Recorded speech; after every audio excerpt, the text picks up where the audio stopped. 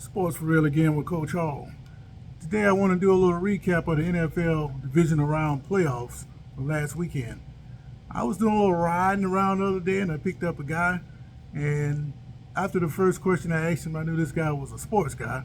So I asked him, would you like to do an interview about today's NFL action? Well, the guy's name was Daniel, and it turned out to be a local Jacksonville Jaguar fan, and he had a lot to say about the upcoming games. So let's just go through and recap what he said. In that first game, Jacksonville, it was out in Kansas City, and he ended up losing. But beforehand, we both thought that Kansas City was a superior team, but his heart, he wanted to go with Jacksonville, hopefully won the game. Well, it started to look good for him for a minute when Mahomes got hurt. That allowed them to hang around. But I think that if Mahomes had not got hurt, they probably would have had a much bigger victory than they ended up with. So in that case, Daniel correctly picked Kansas City in that one. The next game, the Giants. It's hard to beat a team 3 times in one season. Going with that premise, Daniel chose the Giants to upset Philadelphia. But the way Philadelphia played that night, it's going to be hard for anybody to beat the Eagles. So I can't blame him for being wrong on that one. But the Giants, they couldn't pull off the upset. Philadelphia moves on. The next day, we had the Bills and the Bengals. I had a feeling that Cincinnati, they just didn't see Buffalo. In some kind of way, they were going to beat them. I kind of went against Buffalo because they're going to all be focused on Damar Hamlin being in the building and the emotions behind that, and then looking across the field and seeing the Bengals, the ones that were responsible for what happened to Hamlin, not on purpose or nothing like that, but they were just involved in the incident. And having all of that, going with the fact that the Bills fans are fickle, just like most fans. But you saw the week before when Miami got back into the game, they started booing. So if you got a high of emotion when Hamlin was being introduced and his family is up in the booth, and based on the situation that occurred there, and then when the Bills go into those lulls that they typically do, they were going to start booing. Well, they never really got off the ground against the Bengals.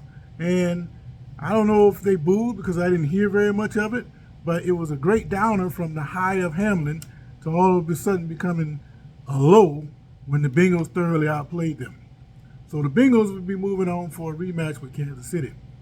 And finally, the other game, the Cowboys and the 49ers.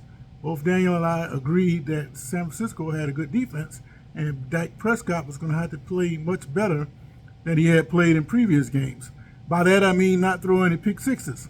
He played pretty fairly or pretty even for most of the game, but in the end there, when they were trying to make that run, he threw one away, just the guy just didn't squeeze it.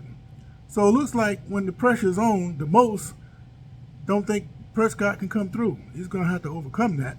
And not only do I think that, a lot of the Cowboy fans feel the same way.